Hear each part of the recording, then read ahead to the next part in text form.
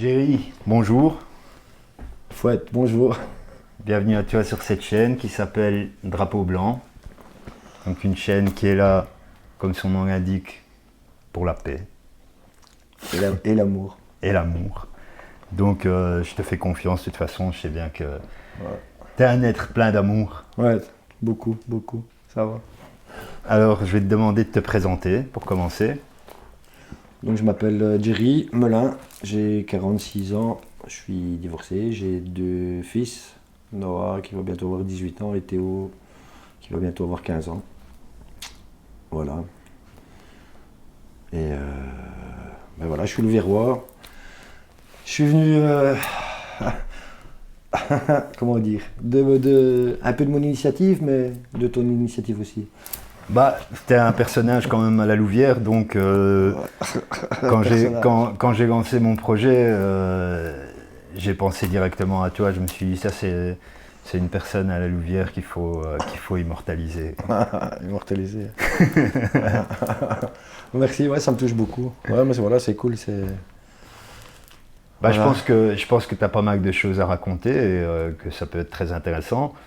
Alors, on va commencer par l'objet que tu as apporté, parce que je demande à chaque fois à un invité d'apporter un objet qui le représente ou qui a un sens pour lui. Et tu as apporté un livre. Ouais, c'est l'empreinte de la naissance. Donc voilà, c'est un livre très très intéressant qui est très important pour moi par rapport à mon vécu. Et voilà, on a chacun une empreinte de naissance qui nous vient de nos parents. C'est de la génétique. Et je pense que c'est important de pouvoir se comprendre en tant que personne, en tant qu'être humain, pour pouvoir avancer dans la vie aujourd'hui et être beaucoup plus sage, un peu. Plus sage, plus serein Plus peut-être. serein surtout. Ouais. Ouais. Ouais, voilà, moi je sais que je peux pas tout comprendre, mais j'ai toujours eu besoin de comprendre les choses, enfin surtout de me comprendre moi-même. Parce que j'ai, voilà, je suis hyperactif et enfin, j'ai un trouble déficitaire de l'attention et je suis hypersensible, j'ai vraiment... Voilà, là d'ailleurs, voilà, j'en parle, je suis un peu émotionné. Et bah, c'est vraiment... Voilà, je me suis... Voilà, on va faire simple. Voilà, j'ai eu vraiment un problème d'identité, je me suis cherché pendant 40 ans. Et voilà, parce que j'ai un problème de nom. Je suis né, j'ai porté le nom du premier mari de ma maman. Et mon papa m'a dit, à 5 ans et demi, il m'a dit ça, donc petit. Et donc, en fait, il m'a foutu le bourdon dans ma tête.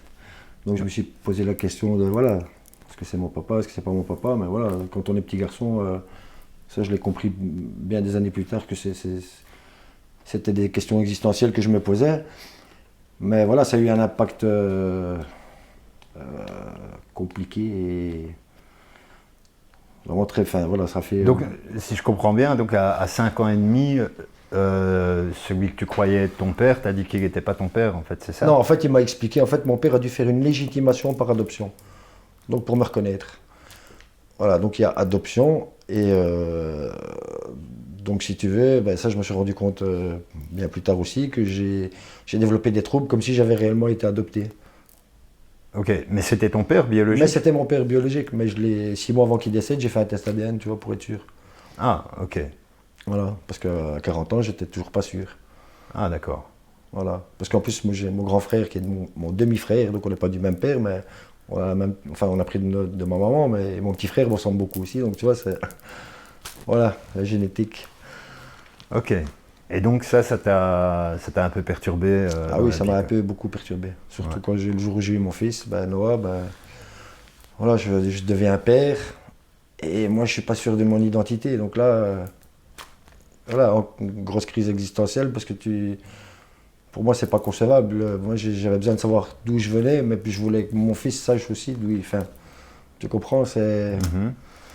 voilà, c'est un problème d'identité. C'est important. Enfin, du moins, à ce moment-là, pour moi, ça l'était beaucoup. Que tu n'as clarifié qu'à 40 ans, quoi. Ouais. Et au final, quand j'ai su qui j'étais, du moins sûr de mon nom, c'était plus réellement important parce qu'aujourd'hui, enfin, à ce moment-là, je savais déjà qui j'étais, tu vois, vraiment. Enfin, je sais jamais vraiment qui on est, mais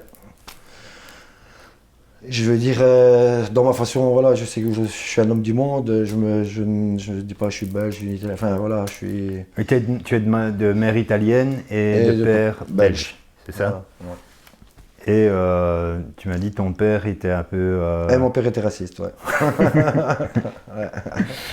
Ok, donc ça n'a pas été... Donc ça m'a pas aidé non plus, parce que voilà, donc il était raciste, mais bon, alors, voilà, l'école primaire, on jouait au foot, on faisait Belgique-Italie, mais je savais pas de quel côté je devais me mettre déjà, donc c'était déjà un peu... de toute façon, j'ai jamais été bon au foot, je suis plutôt de pied gauche. Au foot américain, je suis meilleur. Je suis plutôt sport de contact. Voilà. Ouais, du coup, c'est pas grave alors, hein, si tu savais pas dans quelle équipe aller. Non, mais ouais, c'est ça. Et donc, tu dis que tu as un trouble de l'attention avec hyperactivité, Ouais. TDAH, comme on dit. TDAH, ouais. Et ça, c'est quelque chose qu'on a diagnostiqué chez toi quand tu étais enfant? Oui et non. Enfin, pour la petite histoire, en quatrième primaire, je suis passé au centre PMS. Et là, ils m'ont dit que mon année était finie. Enfin, que voilà.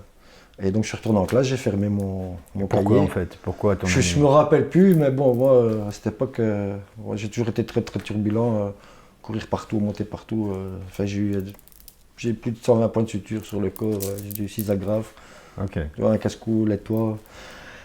Et voilà, je sais, voilà, mais ils m'ont dit ça, et je suis rentré en classe, j'ai fermé mon cahier. Donc, Madame Bernard, à l'époque, elle a fini en dépression. Et en fait, j'étais hyperkinétique, mais bon, je sais pas, à mon avis, ils n'ont pas exprimé la chose correctement à mes parents, et voilà, donc j'ai pas été suivi. Et, mais moi-même, j'ai toujours su que j'avais quelque chose en moi je ne fonctionnait pas comme les autres. Beaucoup de problèmes de communication, voilà, parce que bon, beaucoup de gens me perçoivent comme quelqu'un que je me mets vite en colère, ou je m'énerve, ou je peux être... Enfin, je fais peur des fois, alors que non, je suis plutôt à l'écoute et tout, mais voilà, mais c'est vrai que pendant des années, ça a été compliqué. Je ne suis plus... Ok. En fait, tu as 46 ans, c'est ça? Ouais. Ce qu'il y a, c'est qu'à l'époque, on diagnostiquait pas super bien ce genre de troubles comme aujourd'hui. À mon avis, c'est ça qu'il y a. Et du coup, tu as été souvent puni à l'école, alors que c'était pas de ta faute, c'est ça? Ouais, souvent, ouais. J'étais... Donc ça se traduit comment par donc hyperactivité, hypersensible? Ouais, très.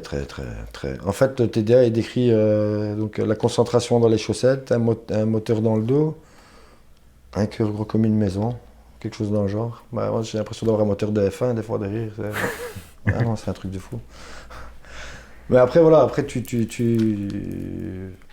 y a, c'est qu'après, quand j'ai appris à 33 ans le trouble, j'ai commencé à regarder exactement ce que c'était. Puis j'ai fait une thérapie analytique, j'ai découvert Jung, Freud, le bouddhisme, j'ai commencé à lire et à chercher. J'avais des troubles positionnels avec provocation aussi. Qu'est-ce que c'est ça? Trouble positionnel avec provocation. Ah. Voilà, moi les codes, enfin ça c'est encore autre chose, mais j'ai un petit problème avec les règles qui me sont imposées. Ok. Surtout quand elles ne me semblent pas justes. Je ne parlerai pas de tout ce qui se passe en ce moment. Je veux dire, c'est pas utile. Je pense que beaucoup connaissent mon point de vue là-dessus.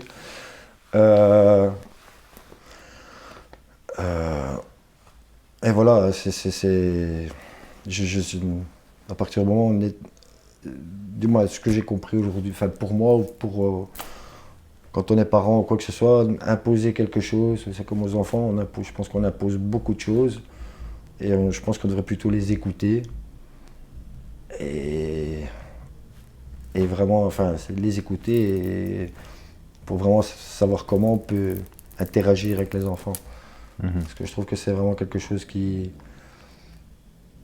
Entre parents, enfants, la communication, aujourd'hui, c'est vraiment très compliqué. Enfin, le système actuel mis en place n'est pas fait nous sommes dans l'ère de la communication et au final, plus personne ne communique. Ouais. Où tout est très très mal interprété.